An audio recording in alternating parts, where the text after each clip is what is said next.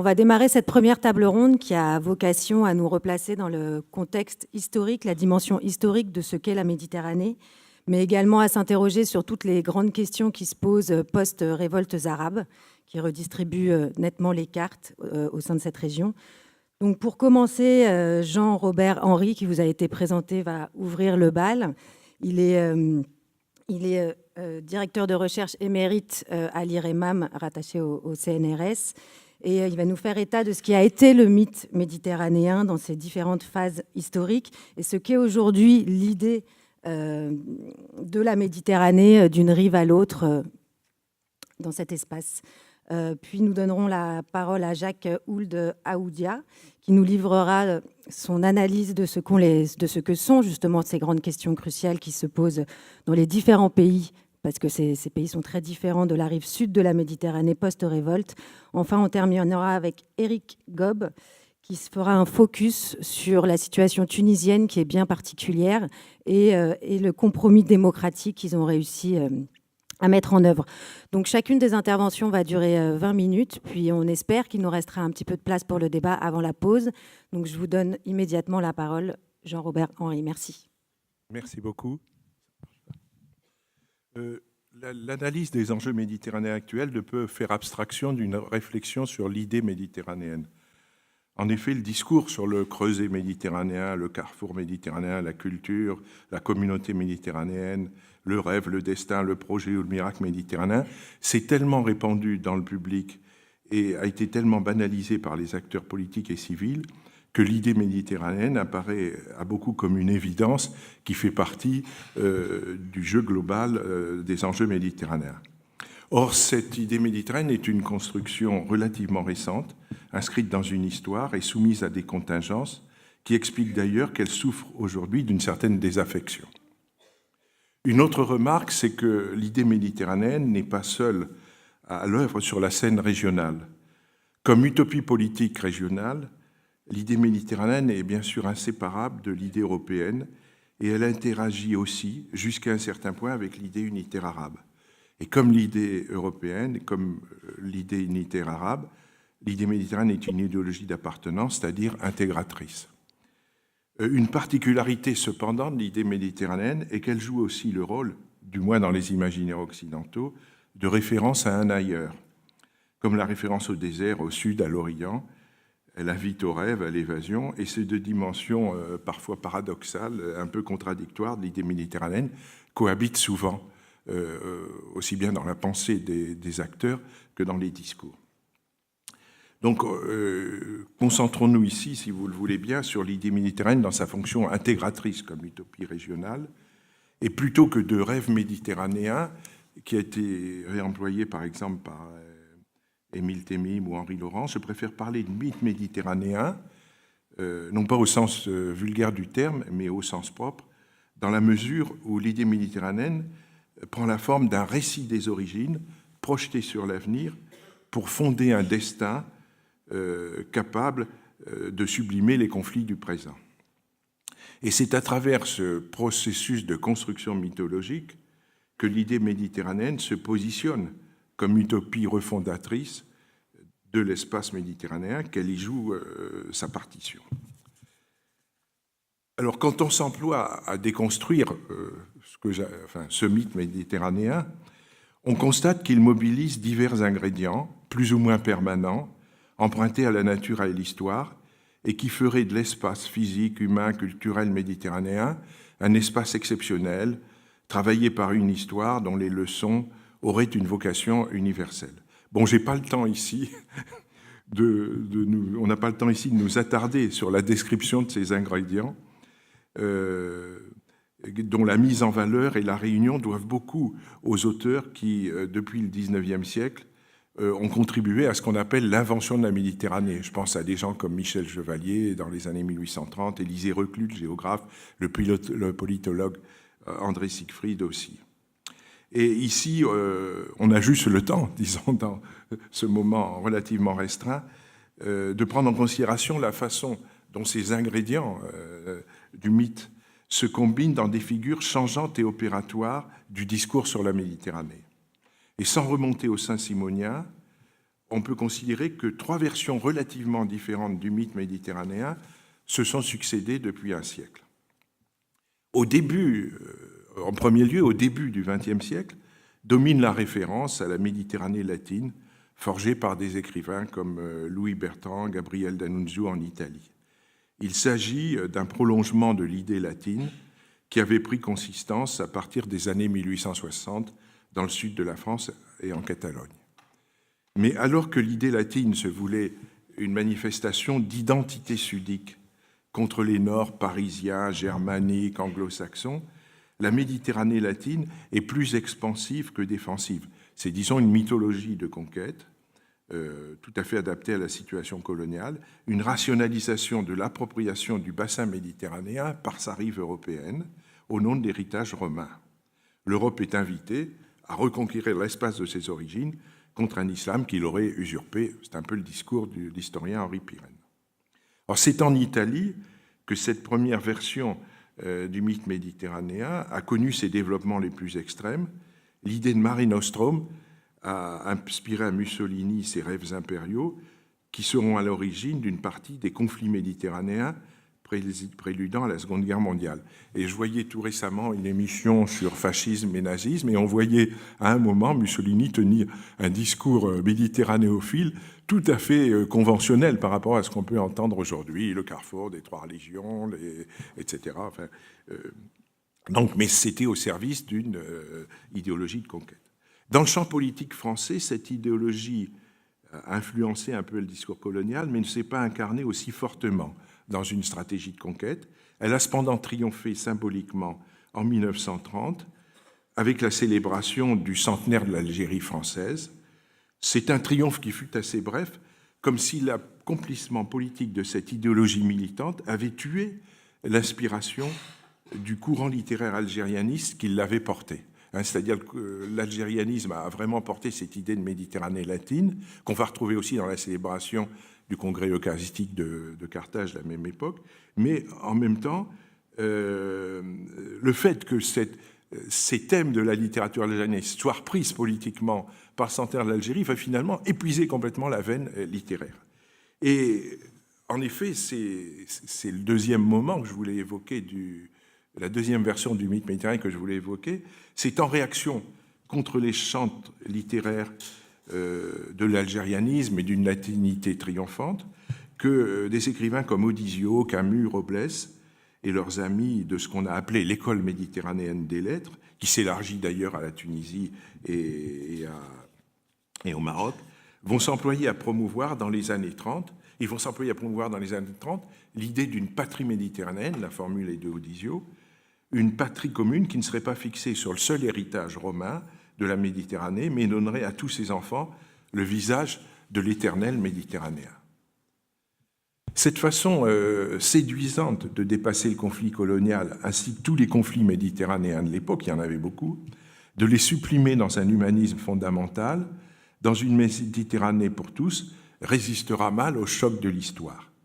Et c'est vrai qu'au milieu des années 30, au moment où à Tunis, Alger, Rabat ou Marseille, des écrivains exaltent les valeurs communes d'un peuple grouillant et fraternel, c'est l'expression de Camus, et où on tente de bâtir une nouvelle morale sur la conscience méditerranéenne, c'est une expression en usage à l'époque très fortement oubliée aujourd'hui, la guerre qui déchire l'Espagne témoigne davantage de la barbarie des hommes que des valeurs méditerranéennes.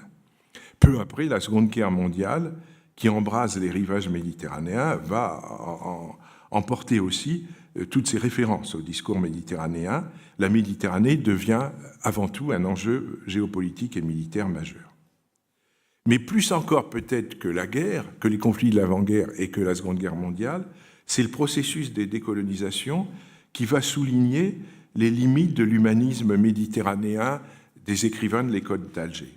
L'idée méditerranéenne va perdurer dans des cercles intellectuels et elle va bénéficier, après, au lendemain de la guerre, de l'apport des travaux remarquables de l'historien Braudel, mais l'idée méditerranéenne ne va pas parvenir à s'imposer dans le champ politique comme référence mobilisatrice, un peu comme ça s'était fait en Italie ou au moment du centenaire de l'Algérie.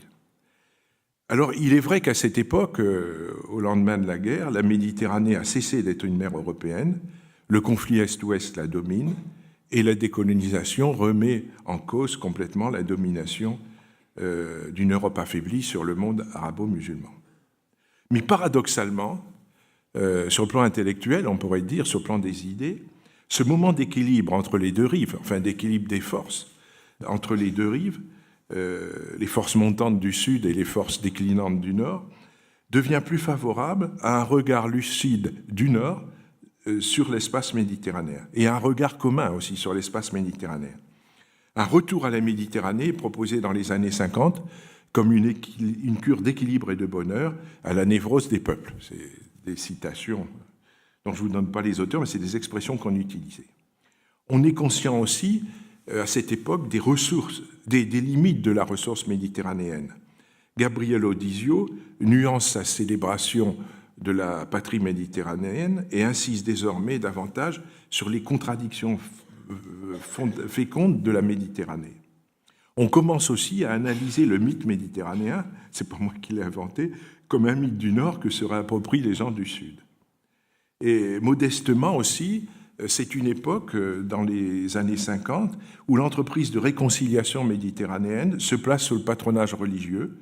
C'est l'époque où Lapira, le maire de Florence, lance à partir de 1958 les colloques méditerranéens de Florence, ou bien aussi c'est l'époque où on s'efforce de donner à l'idée méditerranéenne une base scientifique avec l'action du Centre universitaire méditerranéen de Nice, qui aurait dû devenir la capitale universitaire de la Méditerranée, mais pour des raisons complexes, politiques sans doute, c'est Aix qui a pris avec Marseille ce rôle un peu. À cette époque, la tentative peut-être la plus accomplie de promouvoir l'idée d'une Pax Méditerranea fut celle de la revue Études méditerranéennes, fondée par des intellectuels du Nord et du Sud en 1957. Il y avait Robert Barra, Béchir Ben Yamed, Jean Daniel, Mohamed El Fassi, Félix Garras, Jean Rousse, Jean Lacouture, enfin des gens dont le nom faisait sens à l'époque. Et le projet du premier numéro disait « En dépit des haines grandissant dans le monde, le devoir des élites est de maintenir constamment ouvert le dialogue entre les hommes et entre les peuples. » Mais ça allait plus loin, c'est la première fois qu'un regard véritablement partagé et réaliste était posé sur la Méditerranée. Toutefois, la dureté des affrontements de l'époque, exacerbée par la crise de Suède, juste après, exacerbée par la guerre d'Algérie, laisse peu de place au magistère des intellectuels. L'appel lancé en 1956 par Camus et ses amis pour une trêve civile en Algérie fait long feu, les colloques de Florence s'enlisent dans les dissensions politiques et la dynamique du Centre universitaire méditerranéen de Nice s'épuise. Et c'est vrai que les luttes de la décolonisation vont balayer les rêves des hommes de bonne volonté. Après l'indépendance, par exemple, la Méditerranée de Camus était resté très populaire auprès des jeunes Algériens. Or, il est disqualifié publiquement par le ministre de la Culture comme un discours de couverture de l'entreprise coloniale. Et c'est l'époque aussi où l'idée méditerranéenne se trouve globalement délaissée. La référence dominante de l'époque, dans la région comme dans le reste du monde, c'est le développement, à la fois processus économique et temps commun de l'histoire pour les sociétés de l'Ouest, du Nord et du Sud. C'est une référence, par exemple, importante, dominante, dans le dialogue euro-arabe des années 70. Alors, il y eut bien, à cette époque aussi, dans les années... Alors, après les indépendances, dans les années 60-70, une tentative de refonder une Méditerranée pour tous les Méditerranéens, et une Méditerranée qui est venue du Sud, dans le plaidoyer politique de Bourguiba, puis de Boumedienne, en faveur d'une Méditerranée lac de paix. Mais les promoteurs de cette initiative en faisaient moins une finalité ou une référence idéale qu'un moyen de desserrer l'étau du conflit Est-Ouest sur l'espace méditerranéen. Alors j'en arrive à la troisième version sur laquelle on s'attardera peut-être un peu au moment de la discussion. Comment analyser maintenant le retour en force de l'idée méditerranéenne depuis les années 80 ? Ce retour se fait moins sur le thème de l'humanisme comme dans la période précédente, les années 50, puis 30 et 50, que sur le thème de la solidarité méditerranéenne, une rhétorique très bavarde qui a été illustrée par des centaines de colloques et d'ouvrages, mais aussi une rhétorique qui est produite essentiellement, dans sa très grande majorité, au nord de la Méditerranée. Dans cette rhétorique, les mots de la solidarité ne sont pas ceux de l'Union, au sens fort du terme, d'un espace régional comme en Europe. En 1995, la déclaration de Barcelone parle seulement d'organiser un dialogue, un partenariat, d'entretenir le voisinage, de développer la coopération, des mots relativement faibles. Quant aux arguments de la solidarité, ils se révèlent également ambigus. L'insistance avec laquelle certaines périodes du passé, comme l'époque andalouse, sont sollicitées pour justifier la solidarité et le dialogue méditerranéen, laisse penser que pour les Européens, il est plus facile de revendiquer un héritage méditerranéen ancien que de construire un présent commun avec les hommes d'aujourd'hui sur la base de solidarités plus contemporaines, même si elles sont aussi plus contradictoires. Et ces solidarités plus contemporaines, elles sont quelquefois tout bêtement héritées de l'époque coloniale. Je crois que l'image de Marseille en est un exemple typique. Enfin, si Marseille compte 30% de musulmans, c'est très lié à l'histoire coloniale, en tout cas beaucoup plus qu'à l'héritage de l'Andalousie. Une autre notion qui est ambiguë dans ce retour de l'idée méditerranéenne, c'est la notion de société civile méditerranéenne, à laquelle la conférence de Barcelone avait fait également appel. Comment croire à une civilité commune alors que la libre circulation des hommes a été fortement réduite du nord vers le sud depuis la fin des années 70 ? Il est clair que pour les gens qui ont piloté le processus de Barcelone, le modèle européen d'espace humain commun ne vaut pas pour la Méditerranée. Ces ambiguïtés du discours sur la solidarité méditerranéenne sont en réalité celles du partenariat euro-méditerranéen lui-même, ce régionalisme périphérique proposé par l'Europe à ses voisins du Sud pour gérer la nouvelle donne des relations méditerranéennes. En effet, il y a une nouvelle donne à cette époque. La montée en puissance de la dynamique européenne a engendré un processus contradictoire d'inclusion-exclusion du Sud par le Nord. D'un côté, de l'extension de l'espace européen conduit à intégrer la rive Sud dans la zone d'influence, notamment économique, de l'Europe, mais de l'autre, le développement culturel, politique, sécuritaire, identitaire du projet européen tend à faire de la Méditerranée une frontière humaine, identitaire et politique. Ce processus contradictoire qu'assume Barcelone incontestablement instaure une espèce d'apartheid tempéré, un développement humain séparé en Méditerranée, et c'est porteur, cette réalité est porteuse d'un risque majeur de confrontation entre les sociétés. On le voit déjà depuis longtemps, combien la fermeture des frontières humaines de l'Europe, avec les dizaines de milliers de victimes qu'elle a générées, a suscité dans les sociétés du Sud un ressentiment anti-européen que les versions iréniques du discours sur la Méditerranée sont bien en peine de compenser. Et je crois que dans ce qu'on a appelé le printemps arabe, il y a aussi ce ressentiment, cette méfiance à l'égard de l'Europe qui n'était pas présente du tout de la même façon 10 ans ou 20 ans plus tôt.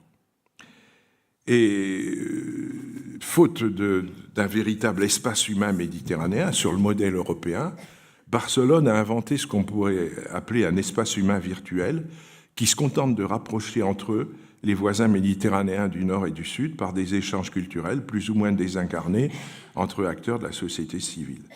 Cette gestion culturaliste des conflits n'est pas supportable longtemps. Elle a d'ailleurs été dénoncée assez fermement par le rapport des Sages en 2004, le rapport sur le dialogue des peuples et des cultures en Méditerranée, qui pointait les dangers d'une vision essentialiste du rapport entre les cultures. Et n'hésitez pas à dire que le dialogue des cultures était finalement de la même eau que le choc des cultures. Ça consistait à essentialiser les cultures là où les réalités sont bien plus complexes. Je crois qu'aussi, comme le souligne bien l'expression euro-méditerranée, nous sommes à nouveau, comme au début du XXe siècle, dans une logique de Méditerranée européenne. Ce n'est pas une Méditerranée latine, mais européenne. Et cette asymétrie du système euro-méditerranéen qui caractérise Barcelone a fini par se traduire dans les mots. Au début des années 2000, la notion de voisinage a été mise en avant par l'Europe, avec ce qu'elle suggère de clivage implicite entre la famille européenne qui n'est pas nommé, et les voisins. Au même moment d'ailleurs, il y a tout un vocabulaire identitaire a commencé à pénétrer largement l'idée européenne et plus grave encore l'opinion européenne.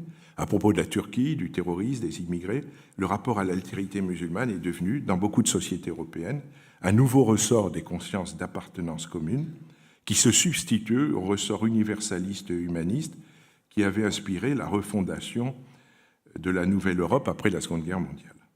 Or, heureusement, les dynamiques sociales sont plus complexes. En réponse au repli de l'Europe officielle, si on peut dire, sur elle-même, ou de l'Europe intergouvernementale, la société civile impose de plus en plus, par ses pratiques et ses ruses, l'existence d'un espace humain et culturel transméditerranéen. Sur le plan juridique aussi, des millions de binationaux contournent la création d'une frontière musulmane méditerranéenne de l'Europe, et il est amusant de constater qu'il y a peut-être 30 fois plus de mariages mixtes franco-maghrébins que de mariages mixtes franco-allemands. Donc il y a un problème. L'invention d'une frontière méditerranéenne à cet endroit, d'une frontière méditerranéenne de l'Europe, pose problème. Ce qu'on peut remarquer aussi, c'est que malgré le coma profond dans lequel est plongé depuis 5 ans le partenariat euro-méditerranéen, le rapport à l'espace méditerranéen continue à interroger fortement le projet européen. Et même lors des débats autour de l'UPM, qui était un projet un peu pipé, il y a eu des choses, des avancées au niveau de la réflexion. Par exemple, les Espagnols avaient repris l'idée d'une union euro-méditerranéenne véritable, totale, à la fois économique mais aussi humaine, qui aurait été un prolongement de l'Europe. En fait, de la gestion du rapport au Sud dépend l'avenir de l'idée européenne. Soit le repli sur une pseudo-identité ethnogéographique bornée par la Méditerranée fait de l'Europe un cercle fermé, otage des fantasmes d'invasion par les nouveaux barbares que seraient les musulmans, soit on revient au pari que François Pérou proposait dès 1954 d'une Europe sans rivage, c'est-à-dire au pari d'un cercle vertueux, assumant totalement la proximité humaine et culturelle avec le sud de la Méditerranée. L'enjeu dans ce cas ne serait évidemment pas d'européaniser la Méditerranée, mais au contraire de reméditerraniser l'Europe, de la réconcilier concrètement et pas seulement virtuellement avec ses racines méditerranéennes. En conclusion, quel est l'avenir de l'idée méditerranéenne ? Je disais tout à l'heure, elle ne semble plus faire recette, ou en tout cas elle est beaucoup moins porteuse qu'il y a un moment. Elle a été affaiblie par plusieurs facteurs, l'abus culturaliste qui a été fait de cette idée, la crise du partenariat, mais aussi l'élargissement du glacis méridional européen vers le Sahara et l'Afrique. Il y a un retour à l'idée d'Eurafrique qui se pointe. Par exemple, hier et avant-hier, il y avait une grande conférence eurafricaine dont la conclusion a été faite par M. Hollande et Mme Merkel. Ce n'était pas très eurafricain. Et Hollande a proposé une alliance entre les deux continents autour de différents enjeux sécuritaires, etc. En tout cas, quelles que soient les utopies qui les porteront et les espaces de référence dans lesquels elles s'inscriront, on ne pourra refonder les nouveaux rapports de l'Europe avec ses voisins du Sud qu'en prenant totalement en compte leur dimension humaine et en accordant évidemment une place plus importante que dans l'Euro-Méditerranée aux attentes du Sud. Merci beaucoup.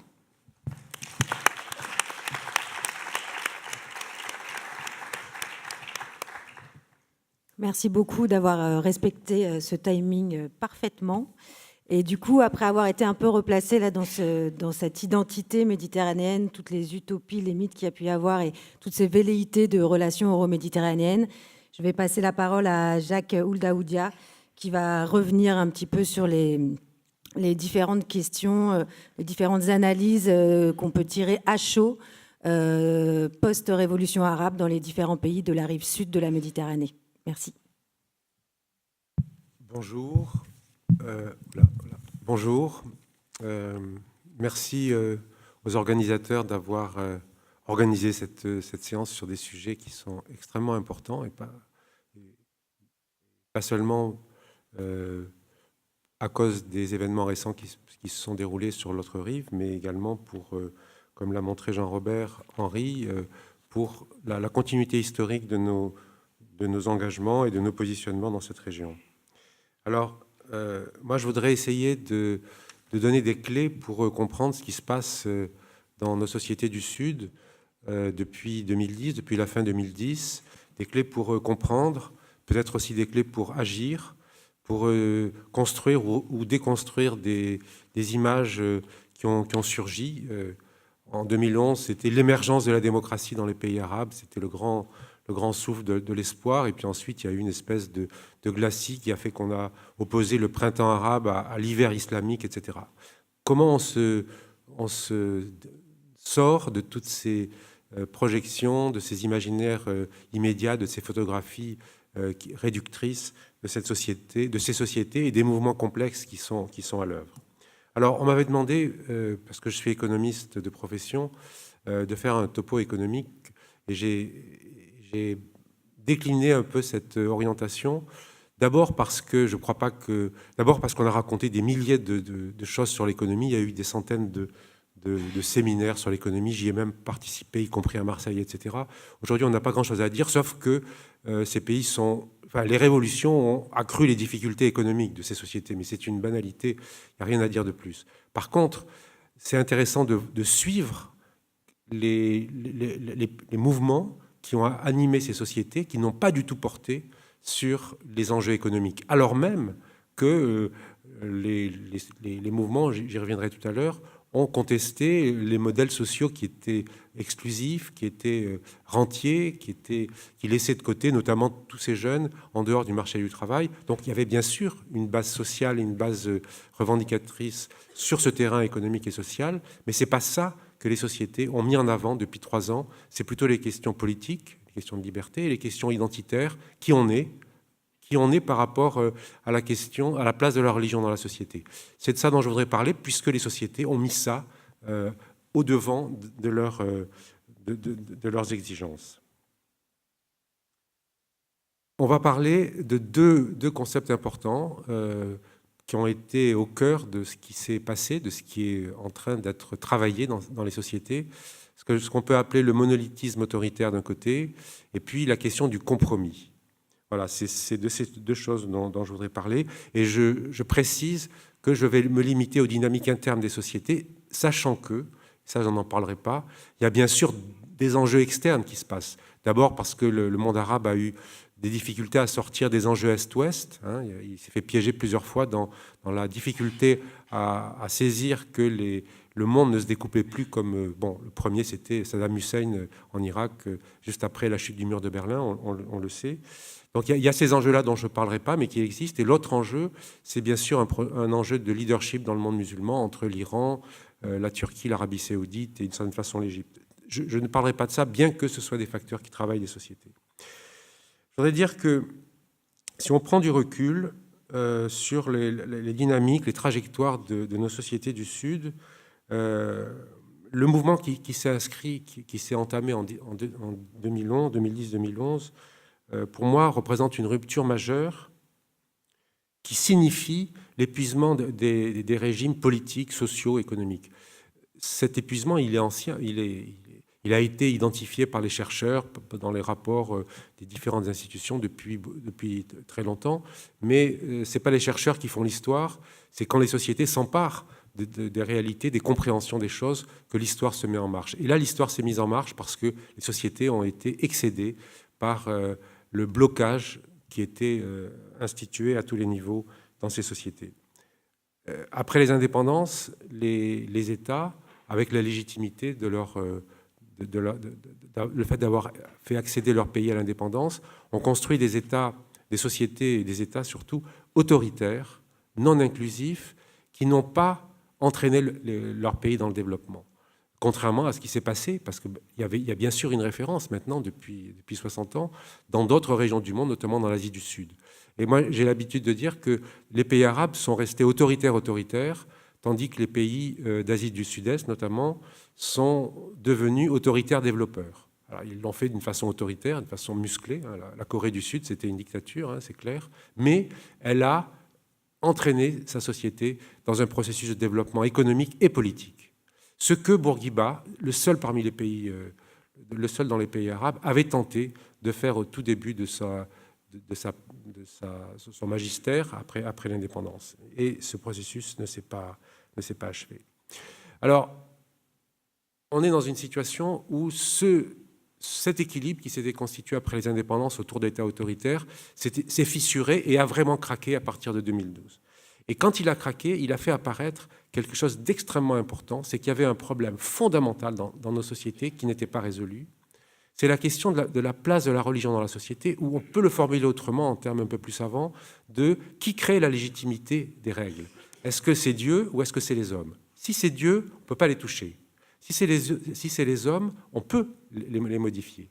Et cette question, toutes les sociétés du monde se la posent et ont à trouver une réponse à cette question. Or, dans nos sociétés, le questionnement de cette grande interrogation fondamentale avait commencé à la fin du 19e, au moment de la Nahda, où la question de l'islam, de la raison, etc., avait commencé à être posée.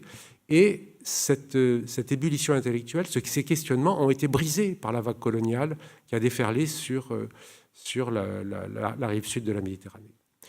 Et au moment des indépendances, les gouvernements, la plupart des gouvernements, ont importé du Nord un modèle tout fait de légitimité politique basé sur la raison, qui écrasait, ou qui, pas qui écrasait, mais qui évitait de poser la question de notre type de légitimité. Moi qui viens d'Algérie, je peux vous dire que la guerre d'Algérie, elle a été portée par deux forces puissantes qui, à l'époque, se sont bien combinées. Ce qui était présenté au reste du monde, notamment à l'Occident, c'était la référence aux Lumières, c'était la liberté des peuples à disposer d'eux-mêmes, c'était la raison, etc. Mais ce qui faisait prendre le fusil dans le bled pour lutter contre le colonialisme français, contre l'armée française, ce n'était pas Voltaire et les Lumières, c'était le djihad. Et ça, on l'a complètement effacé dans les consciences européennes, parce que ce n'était pas du tout confortable de soutenir des gens qui se battaient pour le djihad, qui avaient confondu la lutte nationale et la lutte religieuse. Ce n'était pas le djihad tel qu'il est entendu aujourd'hui, avec ses aspects salafistes, violents, terroristes, etc. C'était l'expression naturelle dans quoi on inscrit notre lutte pour conquérir l'indépendance. C'était dans cette dimension. Et les États indépendants, la plupart des États indépendants, ont installé des régimes qui écrasaient complètement, qui niaient complètement, avec des élites qui souvent ont confondu la modernité avec l'accession aux apparences de l'occidentalité. Par exemple, c'était moderne de boire du whisky. Voilà. C'était bien de faire des choses comme ça. Bon, voilà. Et il y avait aussi, dans une partie des élites du Sud, un immense mépris pour les croyants.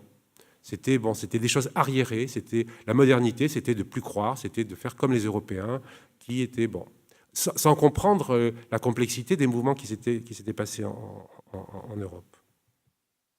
Donc la modernisation politique, on voit, dans nos pays, a été largement inaccomplie. D'abord, pour revenir là-dessus, parce que la question de la légitimité des règles n'était pas posée, elle a été effacée. Et elle a été effacée d'une façon très hypocrite. Toutes les constitutions dans les pays arabes, depuis les indépendances, ont la charia comme référence. Toutes. Avec des formules alambiquées qui disent c'est la référence du droit et c'est pas la référence. Quelque chose qui noie le poisson. Donc, on voit bien qu'il y a eu une espèce de mal-être, mais en tout cas, la règle, c'était d'éviter de poser frontalement le problème. Et d'une certaine façon, les pays qui ont instauré à l'indépendance des systèmes politiques qui étaient plus dans la continuité historique, comme le Maroc, ont trouvé des équilibres beaucoup plus stables. Ça, c'est des choses qui peut-être heurtent nos consciences révolutionnaires du Nord. Moi, je suis du Nord et du Sud, donc je peux dire nous du Sud et nous du Nord. Au Nord, on n'aime pas trop la royauté. Souvenez-vous, il y avait même des campagnes de boycott du tourisme au Maroc quand le roi Hassan II avait utilisé des méthodes extrêmement rudes pour construire son État-nation dans les années 70. Voilà. Donc, on est dans une situation où, enfin, les sociétés arabes se posent la question de la place de la religion dans la société et de la légitimité des règles. Je dis enfin parce que ces questions qui devaient survenir ont été 2 fois étouffées, et là, enfin, elles y arrivent. Alors, elles y arrivent, et c'est confus, c'est violent, c'est compliqué, c'est non linéaire comme processus. Évidemment, ça déroute les Occidentaux qui ne comprennent pas très bien tous ces enjeux, Donc moi, j'essaye de vous apporter quelques lueurs là-dessus.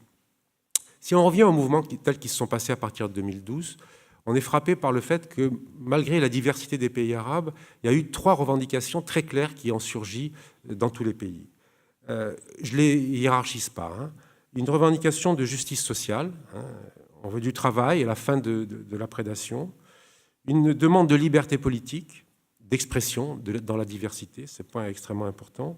Et puis une demande plus difficile à formuler de respect, une demande de dignité, une demande autour de l'identité. Voilà.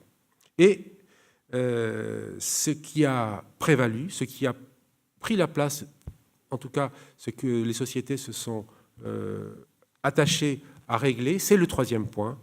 C'est plutôt les 2 derniers points, c'est la question de l'identité et la question des libertés et d'expression. Au travers d'un processus qui a visé à briser ce qui avait constitué toute l'architecture du fonctionnement des sociétés, qui est ce que je peux appeler le monolithisme autoritaire. Monolithisme, ça veut dire qu'il n'y a qu'un seul chef, souvent qu'un seul parti, qu'un seul syndicat, qu'une seule façon de penser, au niveau politique, mais aussi jusque dans les familles, bien sûr, le père de famille, le chef du village, le responsable politique local, etc. Donc un monolithisme autoritaire, parce qu'effectivement, on ne partage pas, on garde tout pour soi, et on force l'entourage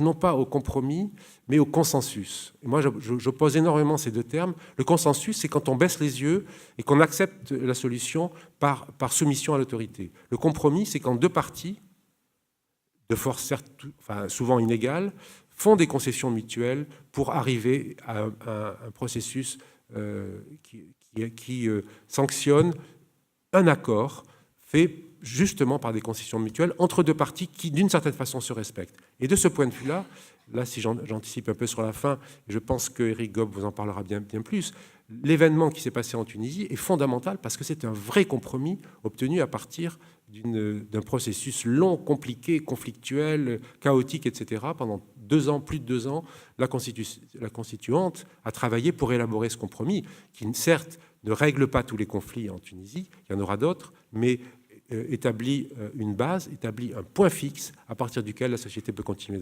d'avancer. Et donc voilà, compromis d'un côté et puis consensus de l'autre. Vous voyez qu'on est dans 2 univers complètement différents. Le consensus, c'est le système ancien, c'est le système de soumission volontaire à une autorité intériorisée. Le compromis, c'est au contraire, et le compromis, c'est la base de la démocratie. C'est quand les partis se respectent, elles peuvent s'insulter, des noms d'oiseaux et tout ça, on le voit même ailleurs, au nord, mais se respectent, ça veut dire qu'elles acceptent l'existence de l'autre. Elles ne visent pas, comme ce qui se passe en Égypte, à nier l'existence de l'autre. On a en Égypte une succession, on a eu 3 séquences fabuleusement dramatiques et en même temps fabuleusement intéressantes du point de vue de la clé que je vous propose. Moubarak, c'était tout le pouvoir à ces pseudo-laïcs autour de l'armée, avec les soutiens occidentaux, etc. etc.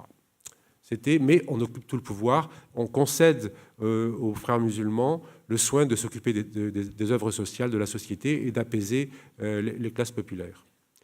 Ensuite, il y a eu une période de confusion d'1 an où l'armée est intervenue d'une façon assez confuse après la chute de Moubarak. Et ensuite, les islamistes sont arrivés. Et ils ont reproduit exactement le même schéma de monolithisme autoritaire, sauf que c'était à leur profit. Ils ont voulu tout prendre.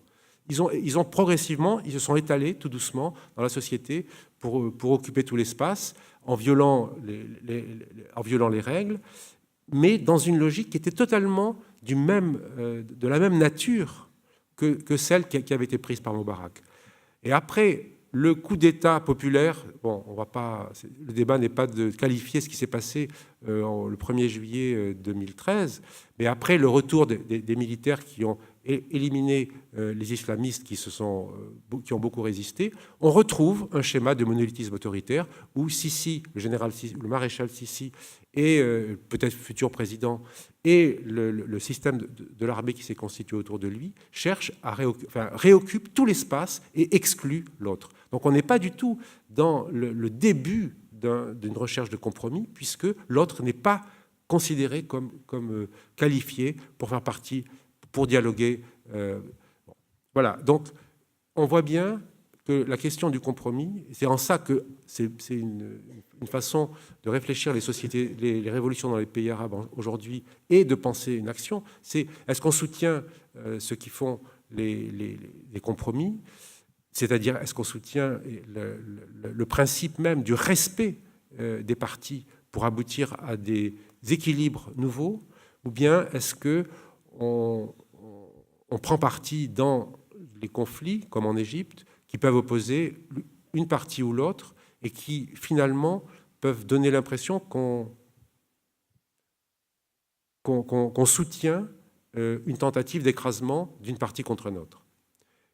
Pour moi, la question de ce qui se passe en Égypte aujourd'hui, c'est important, évidemment, de dénoncer la répression féroce que le général Sisi et son armée et son gouvernement ont provoqué contre les frères musulmans. Le récent procès de 521 condamnations à mort a été un des clous du ridicule et de l'ignominie en la matière. C'est important de le dénoncer, mais fondamentalement, ce qu'il y a derrière tout ça, c'est vraiment l'idée qu'on n'accepte pas que l'autre existe, on veut occuper tout l'espace, et la démarche de compromis, c'est justement quelque chose qui s'acquiert et qui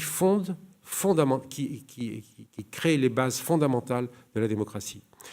La démocratie, ce n'est pas les élections. Les élections devraient être le processus ultime de la démocratie. On voit bien qu'en Afrique, et pas seulement en Afrique, quasiment toutes les élections, tous les résultats des élections sont contestés. Pourquoi ? Parce que les élections ont été importées clé en main et finances en main.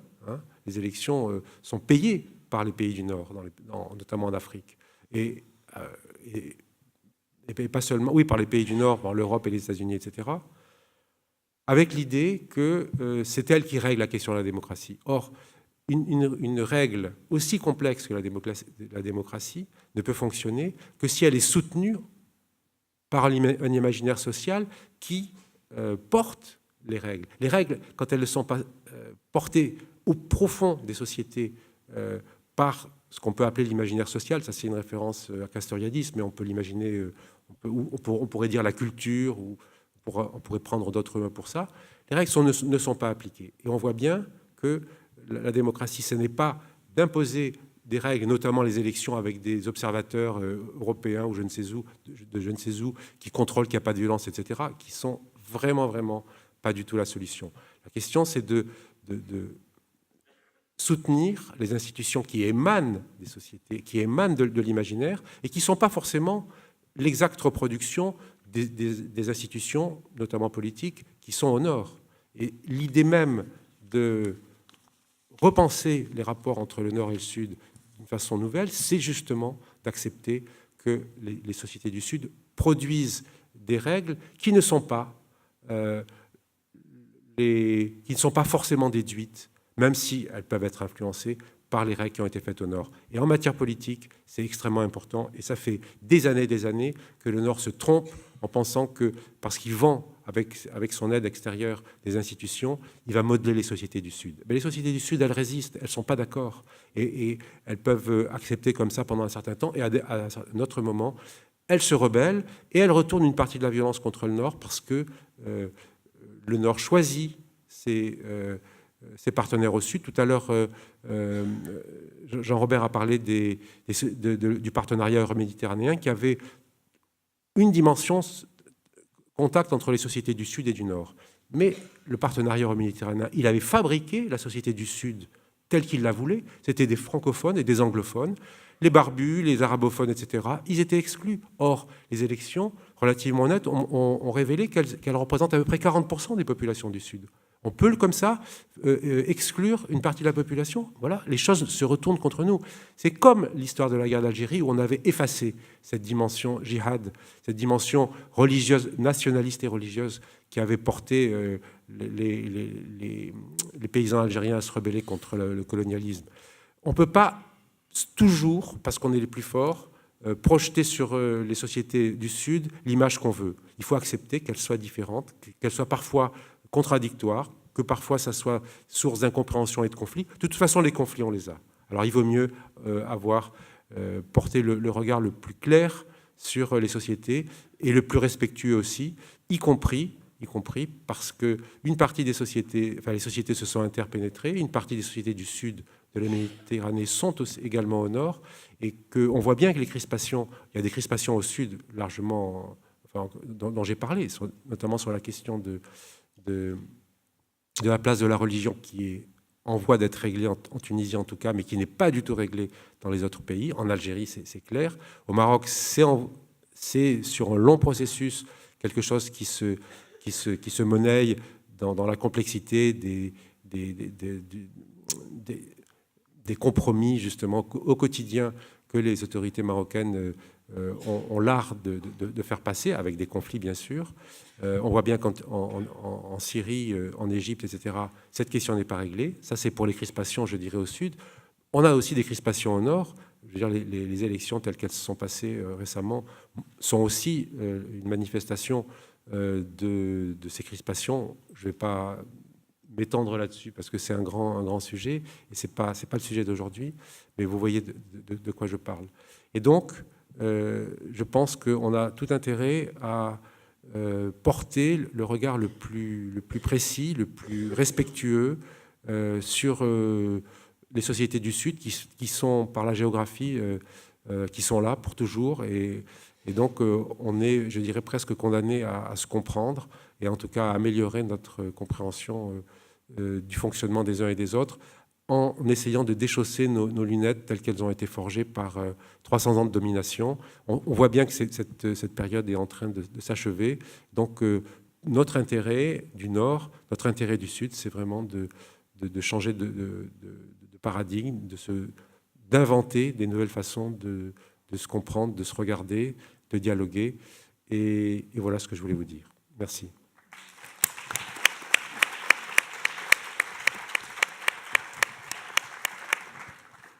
Merci beaucoup pour avoir fait état de la complexité des différents pays, rive sud, rive nord.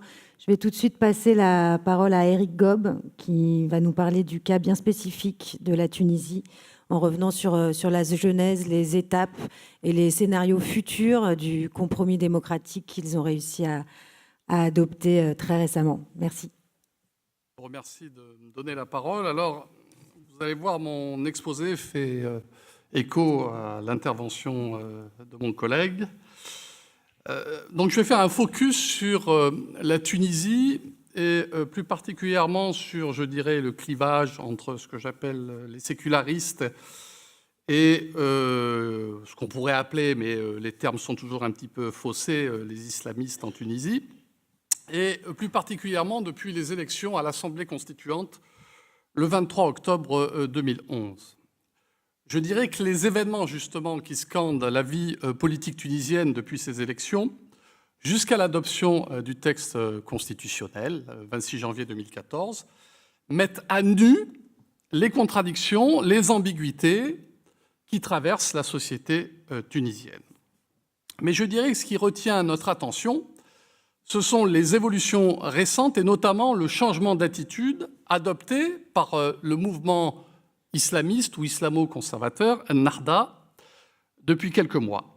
En effet, ces tentations hégémoniques semblent s'estomper aujourd'hui au profit de ce que j'appelle une démarche consensuelle, mais disons que je nuancerai un petit peu le propos entre la différence entre consensus et compromis. Il y a un juriste qui s'appelle Ayyad Ben Achour, un juriste tunisien, un fameux juriste tunisien, qui justement distingue entre le consensus religieux, le ijma, c'est-à-dire le consensus des jurisconsultes autour des questions de droit, et le consensus dans le sens là de compromis, c'est-à-dire qu'on arrive à construire des compromis à travers une démarche consensuelle, à travers un consensus que l'on obtient au sein d'une assemblée. Donc, quand je parle de consensus, c'est plutôt dans ce sens-là, dans le sens de compromis, et non pas dans le sens de ijma, dans le sens plus religieux. Alors, depuis le début de 2012, pourtant, les dirigeants nardaouis, donc les dirigeants de Ennahda, qui ont gagné les élections du 23 octobre 2011, même s'ils n'ont pas obtenu la majorité absolue, ils détenaient 40% des sièges et avaient obtenu 37% des voix. Donc les dirigeants nahdaouis avaient montré qu'ils n'étaient pas très favorables au maintien des structures qui avaient initié le cadre juridique et institutionnel de ces premières élections à l'Assemblée nationale constituante, et dont les principales figures étaient des membres, on va dire, de gauche, entre guillemets progressistes, ou des individus réputés pour leur indépendance d'esprit, mais des individus plutôt dans le courant séculariste et perçus par les dirigeants nahdaouis comme des adversaires politiques. Donc Ennahda, se prévalant de la légitimité électorale du 23 octobre 2011, avec la caution de deux petits partis politiques, de deux alliés, on va dire là aussi plus ou moins sécularistes au sein de la Troïka, le Congrès pour la République et le parti Ettakatol, a entrepris en fait de remettre à plat le dispositif créé lors de la première phase de la transition. Je dirais que ce faisant, en refusant de capitaliser sur l'expérience acquise par ces institutions, la Troïka au pouvoir, donc ces trois partis, va créer jusqu'à la fin de 2013 les conditions d'une crise de confiance entre acteurs du processus, qu'on va dire transitionnel, alimentée évidemment par la détérioration de la situation économique et sociale. Bon, on rappellerait le développement du chômage, notamment des jeunes diplômés, l'inflation galopante, la chute des investissements, etc. Et surtout l'absence d'un agenda politique précis et la tentation de Nahda d'exercer son hégémonie sur l'appareil d'État à travers des nominations et sur le secteur des médias en refusant de mettre en œuvre deux décrets-lois qui avaient été adoptés lors de la première phase de la transition et qui libéralisaient les médias. Donc Ennahda, incapable ou non désireux de faire aboutir la rédaction de la Constitution dans un délai d'1 an, comme cela a été prévu par le décret de convocation des électeurs à l'Assemblée constituante. Donc les dirigeants d'Ennahda ont instillé petit à petit le doute sur leurs réelles intentions politiques, notamment auprès de cette partie de la population tunisienne, séculariste, que, évidemment, la victoire du parti islamiste avait mis en émoi. Et donc le développement de la violence politique, à partir de cette époque, à partir des élections, la dégradation de la situation sécuritaire et la focalisation du débat public sur les questions de l'identité et de la religion ont alimenté une tension politique qui a contribué à scinder, je dirais, la société tunisienne en deux pôles antagoniques, on va simplifier un petit peu, l'un islamiste et l'autre séculariste. Et je dirais que cette bipolarisation des clivages est en quelque sorte concomitante de la montée de la violence politique. Et d'une certaine façon, elle a alimenté cette violence politique qui a atteint son paroxysme en 2013, avec les assassinats par des membres présumés du groupe salafiste radical Ansar al-Sharia de deux hommes politiques, Choukri Belaïd, assassiné le 6 février 2013, et Mohamed Brahmi, assassiné le 25 juillet 2013.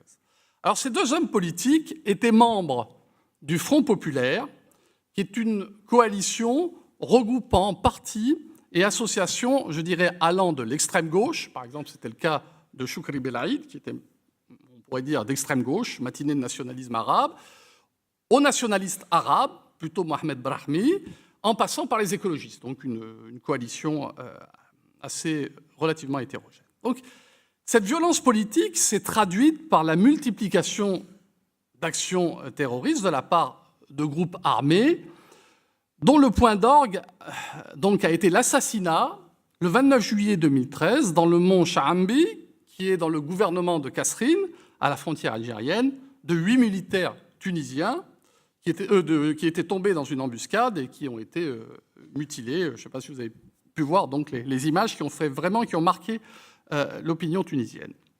Alors, ces événements sanglants, cette accumulation d'événements sanglants a débouché sur une grave crise politique qui a poussé le président de l'Assemblée nationale constituante, le chef du parti Ettakatol, qui était membre de la Troïka, Moustapha Ben Jaafar, à suspendre le 6 août 2013 les travaux de la constituante pendant 2 mois.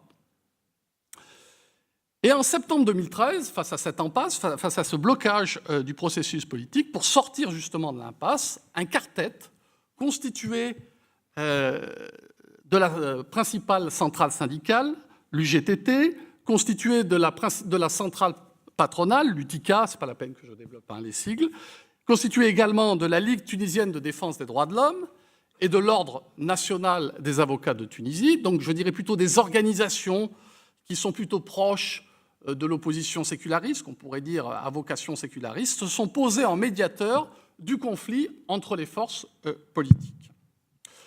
Donc l'objectif de ce quartet est de faire adopter aux principales formations politiques qui sont représentées à la Constituante et qui se regroupent là dans une sorte de mini-parlement qui sera appelé le dialogue national, de leur faire adopter une feuille de route destinée justement à parachever le processus traditionnel par l'organisation d'élections présidentielles et législatives.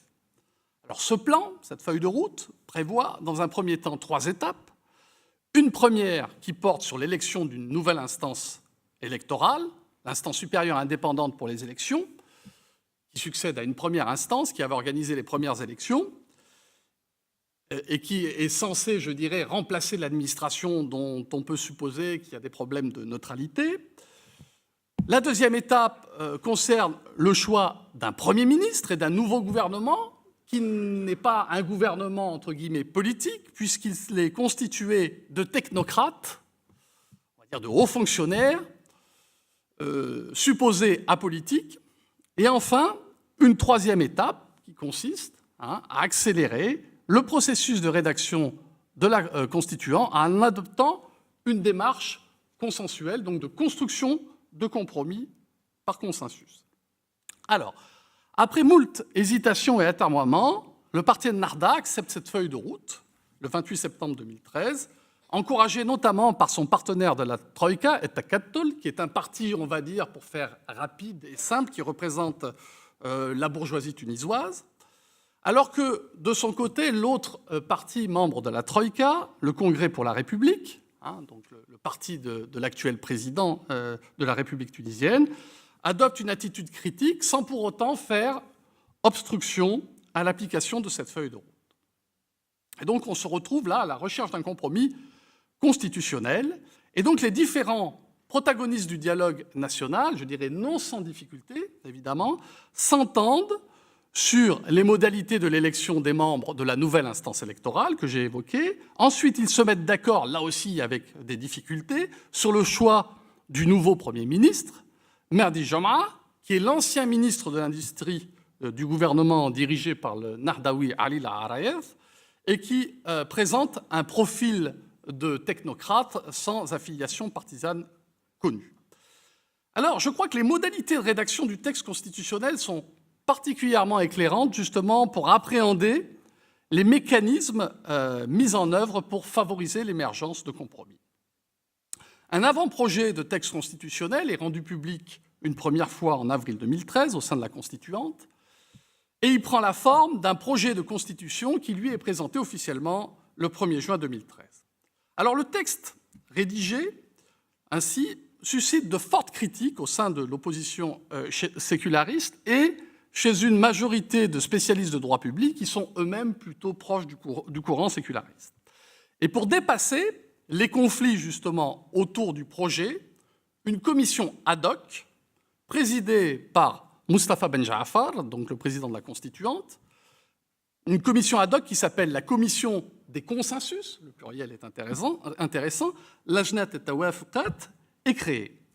Alors, cette commission est composée, je dirais, principalement des présidents des groupes parlementaires de la Constituante ou de leurs représentants, et elle est chargée de proposer des amendements au texte constitutionnel présenté en juin 2013 pour satisfaire les uns et les autres. Par ailleurs, pour accélérer l'adoption en plénière de la Constitution, le président de la Constituante écarte les 3/4 du millier d'amendements qui étaient alors proposés par les membres de la Constituante. Et donc, au bout du compte, on a une Constitution qui est adoptée donc, le 26 janvier 2014 par 200 voix pour, 12 contre et 4 abstentions. Alors je dirais que l'accouchement dans la douleur de la nouvelle Constitution tunisienne est révélateur de la difficulté d'acteurs politiques portant des visions antagoniques de la société à faire, je dirais, émerger un consensus sur le dissensus. Se mettre d'accord, ce sur quoi on ne s'entend pas. Le texte constitutionnel lui-même contient donc des dispositions ambiguës et contradictoires qui véhiculent deux conceptions opposées de l'État, je dirais l'une séculariste et l'autre islamo-conservateur. Alors je dirais pour les tenants d'une conception séculière de l'État, celui-ci est l'incarnation d'une communauté abstraite, transcendant intérêts et clivages, et dont le rôle est de garantir les droits et libertés, c'est-à-dire en gros les droits de l'homme dans leur acception universelle. Pour Ennahdha et pour d'autres aussi, qui sont adeptes de ce qu'on pourrait appeler d'une forme de conservatisme islamique, l'État a d'abord vocation à préserver et à défendre l'authenticité de la société. L'État est en quelque sorte le gardien de l'identité islamique du pays. Alors, par exemple, la formulation, dans cette nouvelle Constitution, la formulation ambiguë de l'article 1er de la Constitution de 1959 a été maintenue. Alors cet article disposait, je le lis, « La Tunisie est un État libre, indépendant et souverain, sa religion est l'islam, l'arabe sa langue et la République son régime ». Je dirais que tout en laissant planer une ambiguïté justement entre islam, religion d'État, et islam, religion de l'État, cette disposition a permis d'évacuer implicitement toute référence à la charia ou au principe de la législation islamique. Les constituants, je dirais après de laborieuses tractations, ont décidé d'en préciser la portée interprétative dans l'article 2 de la Constitution, qui précise que l'État a un caractère civil. Il est basé sur la citoyenneté, la volonté du peuple et la primauté du droit. Donc les articles 1 et 2, c'est intéressant de noter, sont dotés d'une valeur supraconstitutionnelle, puisqu'il est affirmé dans ces mêmes articles qu'ils ne sont pas susceptibles de révision. Dans le même temps, le texte du préambule qui a fait l'objet d'âpres débats au sein de la commission des consensus donne des gages, je dirais, à une conception islamo-conservatrice de l'État, en faisant référence à l'identité arabo-musulmane, aux enseignements de l'islam et à l'appartenance culturelle et civilisationnelle à la nation arabe et musulmane. L'article 6, de son côté, lui tente de concilier, je dirais, exercice des libertés individuelles et intervention de l'État dans les affaires de la religion. Alors, je le cite, « L'État est le gardien de la religion, il garantit la liberté de croyance, de conscience et de libre exercice des cultes. Il est le garant de la neutralité des mosquées et lieux de culte par rapport à toute instrumentalisation partisane.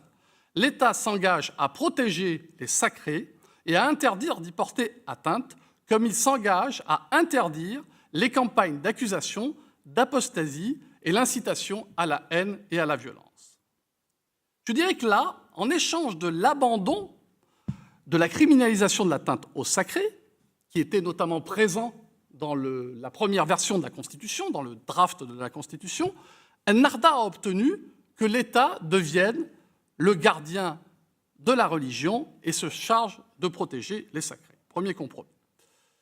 Reste à savoir, bien sûr, ce qu'il convient d'entendre par les sacrés et dans quelle mesure interdire d'y porter atteinte peut avoir des conséquences sur la liberté d'expression. C'est là toute l'ambiguïté.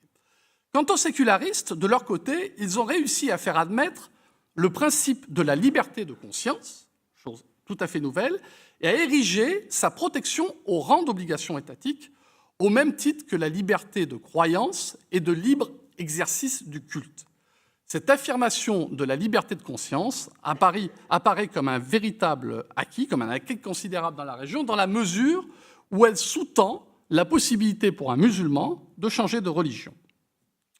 Concernant le statut constitutionnel des femmes, l'article 21 acte le recul d'Ennahdha sur le caractère complémentaire des textes, puisque dans les premières versions, il était affirmé que les hommes et les femmes étaient complémentaires, et il prévoit que les citoyens et les citoyennes sont égaux en droit et en devoir. Et l'article 46 dispose de son côté que l'État garantit l'égalité des chances et prend des mesures nécessaires afin d'éradiquer la violence contre les femmes. La logique de l'échange que j'ai évoqué se trouve aussi dans l'article 38 qui se rapporte à l'enseignement. Cet article exhorte l'État à œuvrer à l'ancrage et à la généralisation de la langue arabe, à enraciner l'identité arabo-musulmane dans l'enseignement. Donc ainsi formulé, je dirais que ce texte peut ouvrir la porte à l'arabisation totale du système éducatif tunisien, qui, je le rappelle, n'est pas complètement arabisé, puisque les disciplines scientifiques continuent d'être enseignées en français. Alors, de leur côté, les sécularistes ont pu obtenir, dans le cadre de cet article, de faire adopter un amendement qui précise que l'État, donc à côté de l'État comme, je dirais, gardien de l'identité, on a un État qui veille à l'ouverture sur les langues étrangères, je cite, les civilisations humaines et la diffusion de la culture des droits de l'homme. Alors ce texte, je dirais, pose un problème dans la mesure où il précise que les traités internationaux ratifiés ont un caractère infraconstitutionnel, donc sont à un niveau dans la hiérarchie des normes inférieur à la Constitution, ce qui inquiète une partie des juristes qui voient là la possibilité pour l'État de ne pas respecter ses obligations internationales en matière des droits de l'homme. Je dirais que la démarche consensuelle, la démarche de compromis, en dépit des dispositions contradictoires qu'elle a contribué à introduire dans le texte constitutionnel, a permis quand même l'adoption d'une constitution qui a repoussé, peut-être de manière provisoire, reste à voir ce qui nous attend dans l'avenir, donc le spectre de l'enlisement du pays dans une violence endémique évidemment susceptible d'hypothéquer les chances de voir émerger un régime politique démocratique à l'issue du processus transitionnel. Et le fait d'avoir cédé le gouvernement et d'avoir adhéré, je dirais, à une approche consensuelle de la transition, a donné au mouvement Ennahda plus de latitude, évidemment, pour se consacrer aux futures échéances électorales. Et je dirais que par la mise en œuvre de cette nouvelle stratégie, de cette acceptation de compromis, Ennahda poursuit plusieurs objectifs. Tout d'abord, il s'agit pour Ennahda de montrer un visage différent, d'un parti plus attaché aux valeurs de la Tunisie contemporaine et disposé à défendre certains de ses acquis, hérités notamment du bourguibisme, en acceptant de faire des concessions et en montrant son attachement aux valeurs des droits de l'homme et aux standards internationaux de la démocratie. Ennahda aussi veut se faire reconnaître par les partenaires occidentaux, d'où l'interaction aussi avec évidemment les acteurs externes, donc de faire reconnaître par les partenaires occidentaux de la Tunisie, se faire reconnaître comme un acteur politique, comme l'acteur politique plus précisément, qui a fait le plus de concessions pour ménager la seule transition démocratique du monde arabe qui actuellement a des chances d'aboutir. Ensuite, elle fournit, je crois, aux partis l'occasion de sortir de la bipolarisation en faisant en sorte de déplacer le débat public sur des sujets à caractère économique, social et politique, sur lesquels, par exemple, Ennahda peut se retrouver en adéquation avec d'autres courants politiques. Alors, en conclusion, je parlerai un peu des limites de cette approche. Donc, des processus qui reposent en grande partie sur la recherche de compromis entre partenaires politiques, je dirais quand même aux conceptions de la société plutôt antagoniques, sont vulnérables.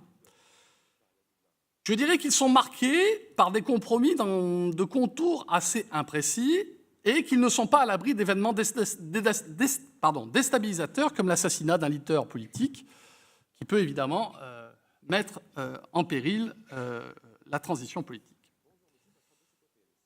Reste à savoir si l'approche consensuelle, cette approche par compromis, va permettre de rétablir la confiance entre gouvernants et gouvernés, et je dirais entre acteurs ayant de grandes difficultés à construire des pactes politiques. Parce que les pactes politiques que j'ai évoqués rapidement se sont construits véritablement dans la douleur. Donc construire des pactes politiques qui puissent déboucher sur l'institutionnalisation d'un régime démocratique. Je dirais que dans cette perspective, deux grands types de difficultés pourraient faire dérailler cette transition. Je dirais le premier type de difficulté se rapporte à l'interprétation et à l'application des dispositions de la nouvelle Constitution par les tribunaux et l'administration. Le second concerne, je dirais, le degré d'adhésion des Tunisiens au processus politique et constitutionnel. En effet, ce processus est très probablement tributaire, je dirais, d'un rétablissement de la confiance de la population vis-à-vis des gouvernants. Je dirais que si on écarte l'événement déstabilisateur que j'ai évoqué précédemment, les réponses données à des questions aussi cruciales que la neutralisation de l'administration, puisque Ennahdha a mené une politique de nomination au sein de l'administration qui est fortement contestée par l'opposition, la question de la neutralisation des lieux de prière, ce qui signifie une reprise en main, d'une certaine façon, de ces lieux de prière, donc des mosquées, par l'État, la régulation des médias, donc l'application des décrets-lois libéraux qui ont été pris durant la première phase de la transition, l'organisation et le déroulement du processus électoral, ainsi que la participation des électeurs seront, je dirais, le meilleur des baromètres pour tenter de mesurer ce degré de confiance, ce rétablissement de la confiance entre les Tunisiens et, je dirais, leur élite politique. Voilà, et je vous remercie de votre attention.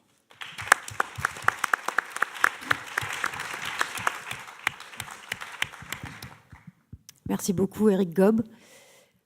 Alors, c'est votre tour. Je ne sais pas si ces 3 interventions assez denses de cette première partie de matinée vous inspirent, vous interrogent. En tout cas, on a 20 minutes de débat. Donc voilà, je vous invite à poser vos questions, faire vos commentaires aux 3 intervenants qui sont avec moi à la tribune.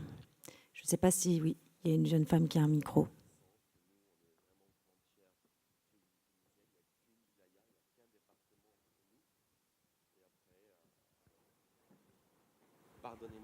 Oui, merci beaucoup pour vos 3 interventions et pour l'organisation de ces journées.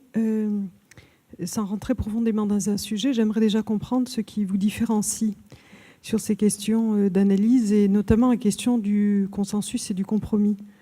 Mieux comprendre 2 positions que je ressens, je parle des 2 dernières, différentes, ou peut-être qu'elles ne sont pas si différentes, mais comme ça me paraît une question centrale, effectivement, la position de compromis, la position de consensus, comment se fait-il que vous les positionnez aussi différemment? Est-ce que vous pouvez nous expliquer ce qui est à l'œuvre dans les situations, en fait?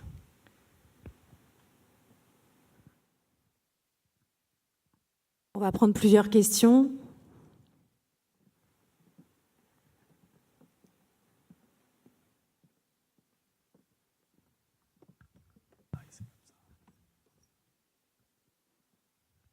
Pas d'autres questions pour... Ah si. Oui, il a été question essentiellement de l'Égypte, de la Tunisie et du Maghreb. Comment inscrivez-vous l'évolution de la Turquie en ce moment ?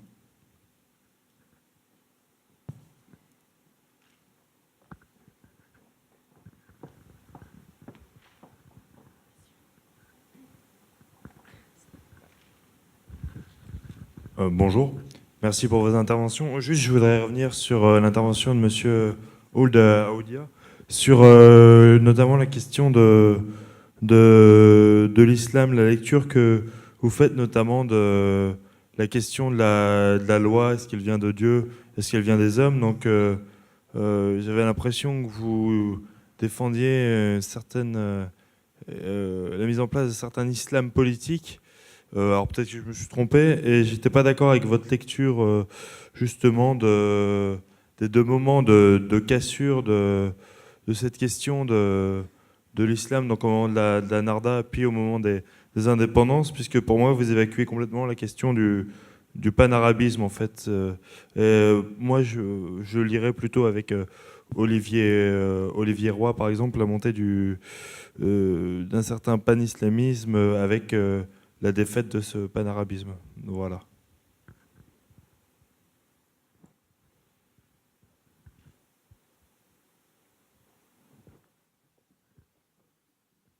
Une dernière peut-être? Bonjour. Ma question est la suivante. Donc, est-ce que vraiment cette idée de la polarisation entre progressistes et islamistes reflète vraiment le terrain, la réalité des choses en Tunisie. Merci.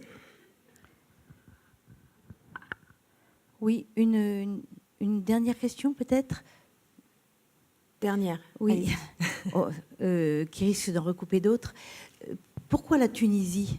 Je veux dire, quels sont les facteurs propres à cette entité territoriale, son histoire, sa société, qui fait qu'effectivement, elle semble trouver une issue, alors qu'ailleurs, ça semble si difficile.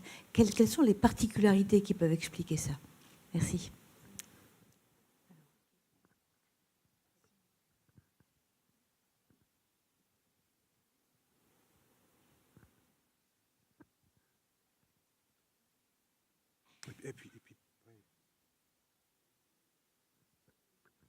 Ok.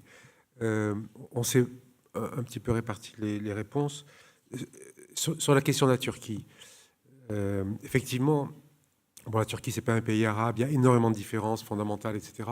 Et en même temps, la Turquie a entamé à partir de 2000 une phase tout à fait nouvelle dans son histoire, puisque les vieilles élites stambouliotes, républicaines, kémalistes, relativement hostiles sociologiquement à la religion, ont laissé la place à l'AKP, donc parti de l'islam politique, venu plutôt de l'intérieur, plutôt des couches moyennes, qui jusque-là avaient été exclus des grands compromis d'Istanbul, en termes d'accord entre le pouvoir et la richesse, on va dire. Et cette coalition qui s'est aussi beaucoup appuyée électoralement sur les couches marginalisées, les couches pauvres, appauvries par les arrangements libéraux, on va dire, pour aller vite, de la bourgeoisie laïque. Cette coalition a connu quelques succès économiques. D'abord, elle a maintenu les équilibres qui avaient été acquis par le dernier gouvernement laïque qui avait précédé leur arrivée, et notamment l'action de Kemal Dervish, le ministre des Finances, qui avait réussi à briser une inflation à presque de 100%, des déséquilibres énormes, etc. Je ne vais pas m'étendre là-dessus. Donc, ils ont maintenu ces équilibres. Ils ont fait quelques avancées en matière sociale, notamment en matière de santé.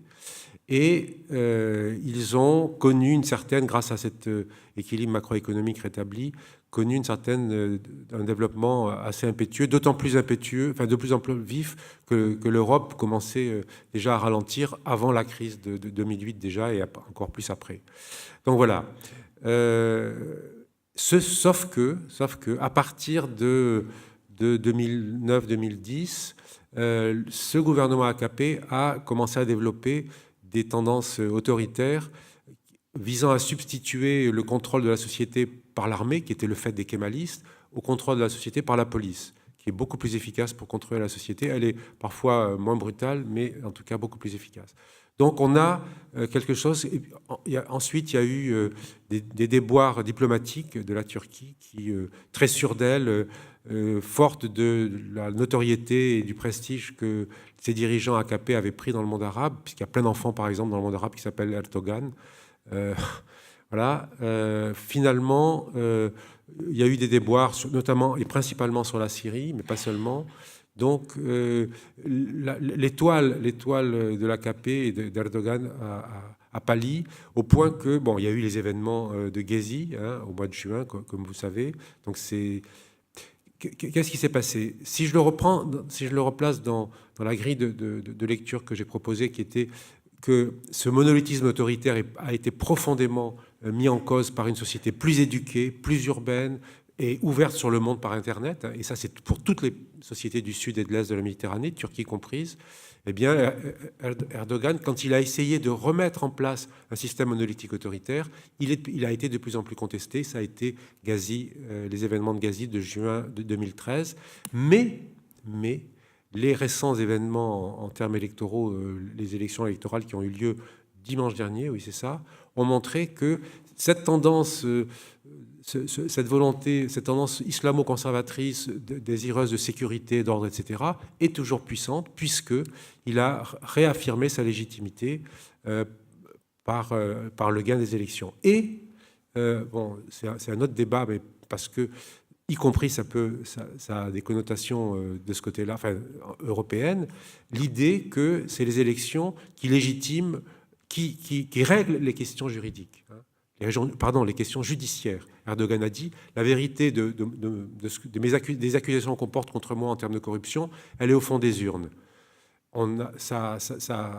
Berlusconi a fait la même chose, et puis un grand acteur en France récent fait aussi la même chose. Je veux parler de Sarkozy. Hein. C'est ça qu'il est en train de dire. On a gagné les élections, donc maintenant, les affaires, la justice doit se calmer contre moi.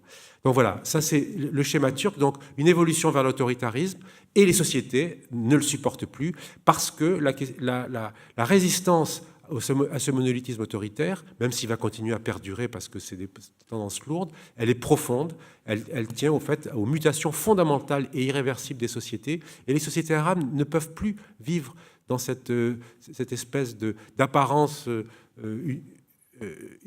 unanime, etc. Les jeunes, instruits, urbains, et pas seulement les jeunes, le contestent, et ça c'est encore une fois, c'est totalement irréversible. Et les sociétés arabes, pour l'instant, pour revenir aux sociétés arabes, ne savent pas vivre dans cette diversité, ne savent pas manager, à part les Tunisiens qui, justement, par le compromis, ont fait des pas importants. Je voudrais juste terminer. Alors, la question de la légitimité, panarabisme, vous avez oublié le socialisme également, le socialisme arabe, etc. La question que je pose sur la question de la place de la religion, elle est bien plus profonde que la question du panarabisme ou du panislamisme ou du socialisme, etc., qui sont des mouvements, certes, pour le panarabisme important, mais qui n'ont pas ce côté universel. La question de la discussion de la place de la légitimité des règles, elle est fondamentale. Est-ce que c'est les droits de l'homme ou les droits de Dieu? On a mis combien de décennies à régler cette question en France? Et d'ailleurs, est-ce que c'est si bien réglé que ça, la question de la laïcité? La laïcité française est très agressive contre les religions, beaucoup plus qu'en Angleterre ou aux États-Unis, par exemple. Je ne juge pas, hein. Je constate simplement que cette question, elle est complexe, elle n'est pas totalement achevée en France. Je ne sais pas si des sociétés ont fini par trouver un équilibre là-dessus, mais les sociétés arabes, elles sont en plein elles sont dans l'abord de cette question qui, je pense, cette fois-ci, ne va plus être étouffée.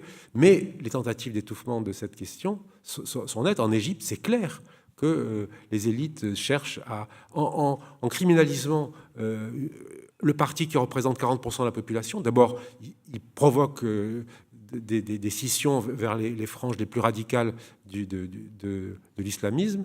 Pour moi, c'est donc une erreur politique majeure. Et deuxièmement, on ne peut pas rejeter 40% de la population et l'effacer en reconstituant une espèce de monolithisme qui écraserait. Voilà, il y a un dernier point, mais peut-être que sur l'opposition entre les progressistes et les islamistes, ça, d'abord, je ne pense pas que le mot progressiste a été prononcé ici, mais ça, c'est effectivement quelque chose d'important à voir, à traiter, parce qu'il y a aussi beaucoup d'illusions et de projections des concepts du Nord sur les pays du Sud. Mais je m'arrête là. Si. Oui, pour rebondir sur l'opposition progressiste islamiste. Bon, je n'ai pas utilisé le terme progressiste, j'ai utilisé le terme séculariste. Alors, je crois que j'ai utilisé progressiste au début de l'exposé en évoquant, entre guillemets, certains des dirigeants des premières instances de la transition, en disant qu'ils venaient de la gauche dite progressiste. Voilà, quelque chose comme ça.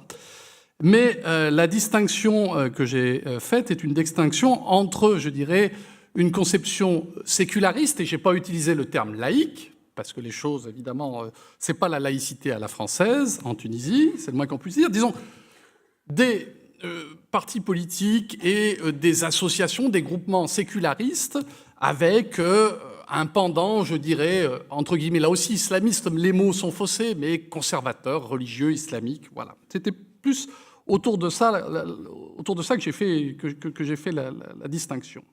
Et donc, par exemple, je dirais pas que le parti Nida Tunis, qui est le principal adversaire politique de Ennahda, est un parti progressiste. Loin de là, puisqu'il est constitué d'un conglomérat de caciques de l'ancien régime, donc du parti dissous, le Rassemblement constitutionnel démocratique, le parti de Ben Ali, et également constitué de ces membres du RCD, de ces anciens membres du RCD, et d'une partie de la gauche tunisienne qui a très très peur d'Ennahda. Voilà, donc vous voyez, les choses sont un petit peu plus compliquées. C'est pour ça que je préfère cette ligne de séparation séculariste-islamiste, même si parfois elle peut être brouillée chez certains acteurs politiques. Alors, oui, compromis, consensus, en fait, c'est une fausse opposition. C'est pour ça que j'ai fait référence à Ben Achour. C'est, je dirais, la recherche de compromis par le consensus. Vous pouvez rechercher un compromis, pas obligatoirement par le consensus. Par exemple, vous pouvez mettre un compromis, je dirais, au vote. Mais la démarche consensuelle, c'est arriver à un minima où, dans une assemblée, personne ne s'oppose à la formulation minimale de, je dirais, de l'entente telle qu'elle apparaît. Donc, vous voyez, c'est ce qui fait que c'est, je dirais, la recherche de compromis par consensus pour nous faire rencontrer. Donc, comme je dis, c'est souvent ce qu'on met derrière les mots, derrière les concepts qui importent plus que les concepts eux-mêmes. Alors, ensuite, pourquoi la Tunisie? Alors ça, c'est la question, je dirais, piège. J'aimerais bien pouvoir vous dire comme ça pourquoi la Tunisie. Bon, maintenant, on commence avec le recul, parce qu'il faut du recul, parce qu'on fait toujours de l'histoire a posteriori, hein, et avec un minimum de recul pour comprendre un peu ce qui s'est passé. Je dirais qu'en Tunisie, et notamment dans la Tunisie, je ferai une grande différence entre la Tunisie de Bourguiba et la Tunisie de Ben Ali. Bourguiba avait un véritable projet politique. Et donc, il a construit un projet politique avec une légitimité historique qui s'est épuisée dans la fin des années 80, avec ensuite le coup d'État dit médical de Ben Ali qui a pris la suite. Ben Ali, lui, son régime s'appuyait sur ce qu'on peut appeler une légitimité de la réalisation. Achievement, legitimacy, c'est le concept qu'utilise un politologue tunisien, Hamadi Ardissi.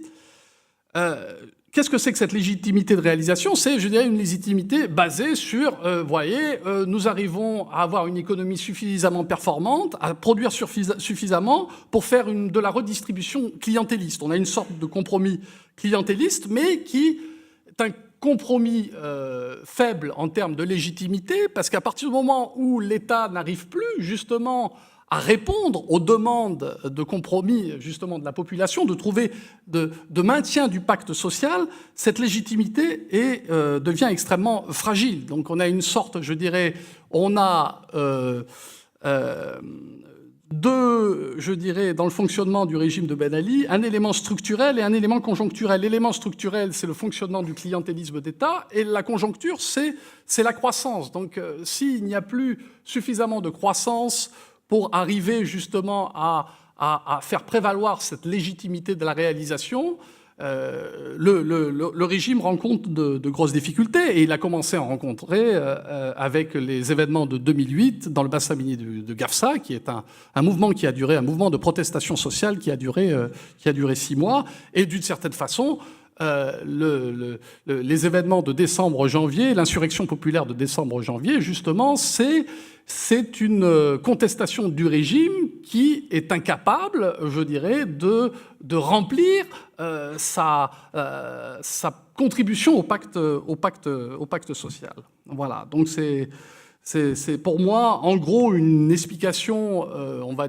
utiliser donc un peu des gros sabots, qui de manière générale, explique pourquoi ce régime s'est effondré. Après, on peut faire intervenir d'autres explications, mais là, ça nous amènerait un petit peu trop loin. Mais je crois que cette analyse, justement, en termes de rupture du pacte, alors pourquoi elle arrive à ce moment-là, pourquoi pas avant, pourquoi pas après? Là, je veux dire, il y a aussi les aléas, il faut bien se rendre compte que voilà, l'histoire, c'est aussi la contingence, les aléas qui font qu'à un moment ou un autre, il y a une étincelle et un régime qui semblait s'inscrire dans la durée. D'ailleurs, un auteur américain venait de sortir en 2010 un ouvrage qui parlait de la stabilité du régime autoritaire de Ben Ali, et crac, 3 mois après la sortie de l'ouvrage, le régime s'effondre. Donc vous voyez à quel point nous, politologues, parfois on peut se tromper. Donc il faut essayer d'être modeste, et comme je dis, on fait souvent de l'histoire,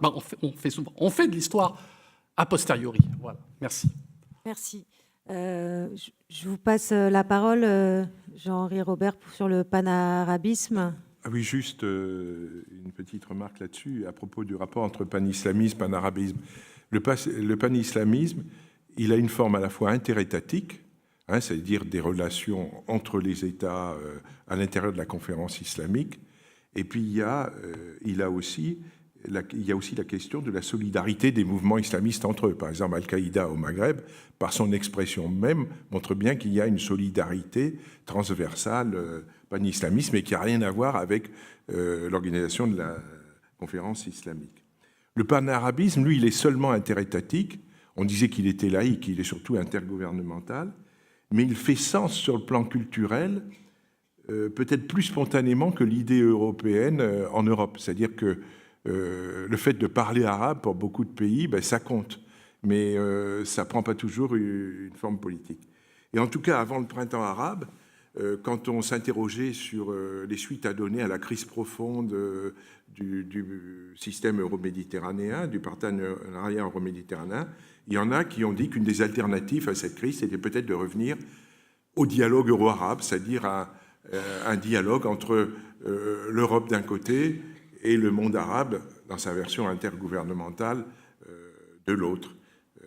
Il y avait une certaine nostalgie pour le dialogue euro-arabe qui avait été un moment relativement égalitaire des rapports entre les deux rives. Voilà. Juste une petite remarque à propos de la loi de Dieu ou des hommes.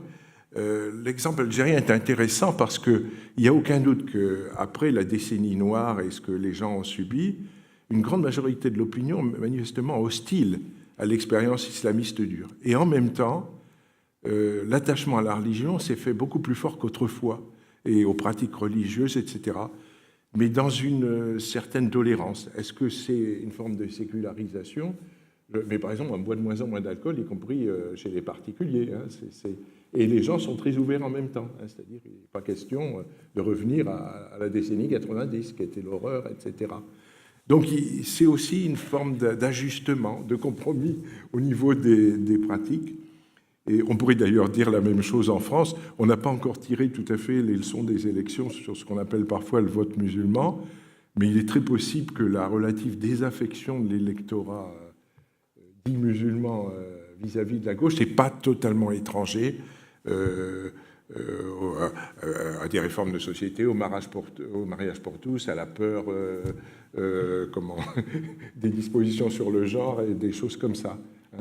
Donc, il ne faut pas oublier qu'on vit dans un espace... Alors, pour le coup, il y a vraiment un espace humain et civilisationnel mixte entre cette rive de la Méditerranée, surtout sur les bords de la Méditerranée, la rive nord, et puis ce qui se passe au Maghreb. Les choses sont très imbriquées, très entrecroisées. C'est un système où les débats passent d'une rive à l'autre. Et au sud, Jacques Berg disait, il avait une formule très amusante, il disait « Méfiez-vous, les Arabes nous connaissent beaucoup mieux que nous ne les connaissons ». Et je crois que ça reste très vrai. Et quand on va en Algérie, mais il y a une connaissance des débats de la société française en temps réel, prodigieuse, par exemple. On est au courant de tout, des débats, on compare... moi, j'ai vu une manifestation à Oran des personnels médicaux avec des pancartes, le Val-de-Grâce pour tous les Algériens. Je veux dire que tout est comme ça, sans cesse incrusté, imbriqué.